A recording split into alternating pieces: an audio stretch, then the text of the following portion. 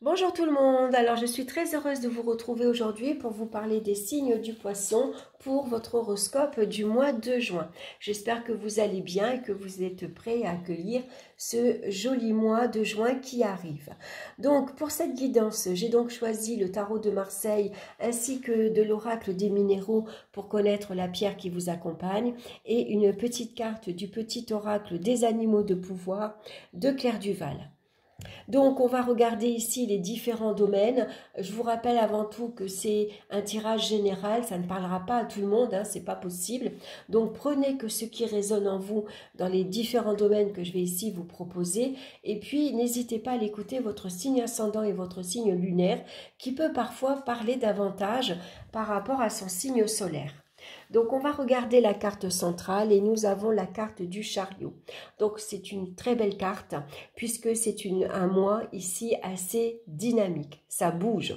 On va sortir, on va bouger, on peut aller visiter de nouveaux endroits. En tout cas, ici, ça amorce qu'on va sortir de sa zone de confort pour aller à la rencontre des autres et puis aller explorer de nouveaux endroits.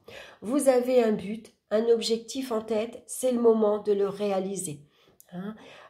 Soyez persévérant dans votre projet, soyez ambitieux également. Ça va peut-être vous demander beaucoup d'efforts, mais ça en vaut la peine. Alors le chariot, il sait où aller. Il sait quelle route il doit prendre, il ne se disperse pas, il ne se laisse pas distraire sur sa route, et puis il fonce. Voilà, on y va, c'est le moment. On vous annonce le succès et la réussite ici dans vos projets. Donc c'est un très bon mois pour passer à l'action. Dans le domaine sentimental, nous avons la carte de la Maison Dieu qui vient nous parler de conflits, de disputes, de malentendus. Alors, ça peut représenter de la colère également, on claque la porte, on crie, on casse de la vaisselle. Voilà, c'est un ras-le-bol finalement. Donc, c'est des conflits avec votre conjoint, par exemple. On se dispute avec la famille, on n'est pas d'accord. C'est le voisinage, c'est les amis, ça parle de brouille également. Et là, ici, on vous conseille avec le chariot de vous éloigner, de partir, de prendre le large. On prend une nouvelle direction ici, une nouvelle orientation. Donc ici, vous pourriez prendre conscience que ce n'est plus possible. Vous ne pouvez plus vivre dans une ambiance aussi électrique, aussi malsaine. Si des disputes à répétition, ça devient fatigant physiquement et moralement. On s'aperçoit que les enfants ne peuvent pas évoluer dans un contexte comme cela. On s'aperçoit également que, ben voilà, c'est plus possible, c'est un ras-le-bol. Donc là, ici, le mieux, c'est de prendre son courage à deux mains et puis de partir, quitte à y laisser des plumes. Même si ça vous coûte matériellement, financièrement, physiquement et moralement, je crois qu'avec le chariot, ici, on vous conseille de... Prenez conscience maintenant qu'il faut bouger, qu'il faut avancer, qu'il faut partir. Donc, on pourrait quitter un milieu ici assez difficile. Donc là, on prend conscience vraiment qu'on a besoin de autre chose. Alors, pourquoi pas s'éloigner de la famille? Donc, on déménage. Ici, on part... alors, il pourrait y avoir malgré tout un départ à deux pour certaines personnes, surtout si on se brouille avec ses amis ou avec la famille. On a besoin de prendre de la distance. Donc là, on a décidé, on sait où on veut aller, on part à deux. Quand je dis à deux, c'est le couple. On va s'installer dans une nouvelle région. On va s'installer dans une nouvelle maison. Voilà, on sait ce qu'on veut maintenant. Et puis, on est prêt à faire tous les sacrifices, tous les efforts pour y arriver. D'ailleurs, on contrôle, on maîtrise sa direction. Ça peut être également quelques disputes avec votre entourage amical, on n'est pas d'accord. Et donc, un petit éloignement, des fois, ça peut faire du bien. En tout cas, on voit que le personnage retombe sur ses mains. Donc, quoi qu'il en soit, ici, on retombe sur ses pattes finalement. On retombe sur ses mains. On va s'en sortir. On va y arriver. Seulement, ça va demander, bien sûr, ça va nous demander beaucoup d'efforts. hein, ça peut nous coûter énormément. Mais quand même, le chariot, on voit que c'est quelqu'un qui sait ce qu'il veut, hein, qui a du caractère, qui est prêt ici à surmonter tous les obstacles qu'il peut trouver sur sa route ici pour avancer. Donc, on va regarder dans le domaine professionnel, on a le pape. Donc, le pape, ici, vous informe que vous êtes appuyé, écouté. Il y a un personnage ici haut placé qui vous appuie, qui vous aide dans vos démarches, par exemple, à trouver un nouveau travail. C'est votre hiérarchie qui vous écoute, qui écoute vos demandes, qui écoute également vos doléances, hein. Ici, c'est une autorisation qu'on vous donne également. On valide votre demande de mutation, par exemple, pour certains, hein, surtout si c'est un départ pour travailler à son compte, puisque le chariot pourrait nous parler de comment dire, de profession libérale, hein. Donc là, on va se mettre à son compte, hein. Donc ça pourrait parler de routier, par exemple, ou d'être entrepreneur. Ça peut être un représentant sur la route, puisque le chariot, c'est avant tout un véhicule. Donc c'est une personne qui se déplace énormément, hein. Donc en tout cas, vous allez peut-être bouger, vous allez prendre plaisir. Est-ce que vous allez avoir une voiture de fonction, par exemple, et puis vous allez pouvoir comme ça vous déplacer à votre guise, en économisant bien sûr votre propre véhicule. Ça pourrait être ça, hein. Maintenant, ici, on vous autorise à prendre une année sabbatique, on vous autorise à casser votre contrat, à partir pour voilà, être votre propre patron, hein. Donc là, c'est des représentants médicaux, ça peut parler de routier, ça peut parler de taxi, chauffeur de train, chauffeur de bus, ça peut parler de mutation, hein. En tout cas, ici, il y a quelque chose qui fait que vous savez quoi faire également, vous savez qu'est-ce que vous voulez dans votre vie professionnelle et vous allez tout faire également pour y arriver, hein. Donc ici, ça peut parler également de reconnaissance professionnelle, de promotion, d'évolution, hein. Ici, vos compétences sont reconnues, hein, puisque là, on porte une couronne quand même, on a un spectre.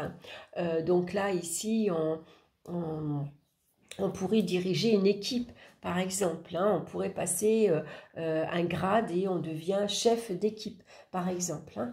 En tout cas, ça vous accorde du succès, de la réussite grâce à vos efforts. Dans le domaine financier maintenant, on a la carte de l'étoile, c'est très bien l'étoile, ça vous apporte un bel équilibre dans votre budget, vous savez gérer vos dépenses et les rentrées d'argent. Ici, on s'adapte à sa situation, ça parle de sérénité, de tranquillité d'esprit au sein de ses finances. C'est également la carte de la chance, hein, la providence vous sourit, la chance vient vous apporter un petit succès financier. Est-ce que c'est une promotion, une augmentation de salaire? Est-ce que c'est une prime? Est-ce que c'est un remboursement, par exemple? C'est des projets ici que vous faites, des projets de partir en vacances, de voyager, de déménager, hein, et puis tout vous sourit, tout va se dérouler comme vous le voulez, hein. En tout cas, vous allez surmonter tous les obstacles sans grosse difficulté, hein, puisque l'étoile ici, elle vous protège également, hein. Donc, ayez la foi dans vos projets. Est-ce que c'est un investissement immobilier que vous allez faire? C'est l'achat d'une nouvelle voiture, c'est des placements financiers que vous prévoyez pour vos vieux jours, par exemple, hein. En tout cas, avec l'étoile, on prie, on a la foi, on y croit, hein, et on croit en sa chance. Au niveau des énergies physiques, on a la carte du battleur, c'est très bien le battleur ici, on a une très belle énergie, c'est une énergie dynamique, on est optimiste, on est joyeux, on est gai, on est prêt ici à bouger, à sortir, aller à la rencontre d'autres personnes. Ici, on peut également, c'est un bon mois pour sortir de sa zone de confort, pour aller justement explorer de nouveaux endroits, d'aller à la découverte de nouvelles personnes. Vous avez beaucoup d'atouts, en tout cas en main, pour réaliser tous vos projets, hein. Donc une énergie assez dynamique. Alors peut-être un petit peu d'excitation, un petit peu d'agitation. Attention aux maux de tête, par exemple, hein, parfois un peu de surmenage, ça pourrait voilà, comment dire, aboutir à quelques maux de tête. Mais en tout cas, vous avez une énergie très dynamique, une belle énergie où ici, vous pouvez réaliser ce que vous avez envie. On va regarder la pierre qui vous accompagne ce mois-ci et on a la labradorite qui vient nous parler de protection, d'hypersensibilité et d'émotion. Donc c'est une pierre bleu-verte un peu brillante. On dit que c'est la pierre des soignants.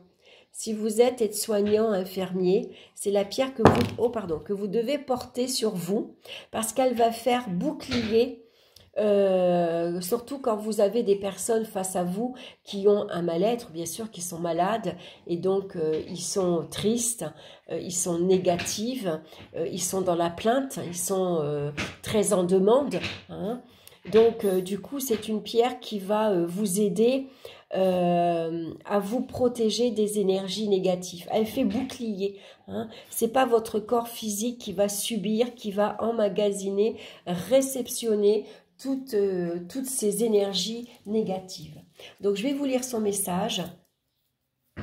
Pierre de prédilection pour les hypersensibles et les empathies, la labradorite a pour rôle de vous protéger des énergies négatives en absorbant les émotions de votre entourage à votre place. Voilà, je voulais résumer cette phrase-là.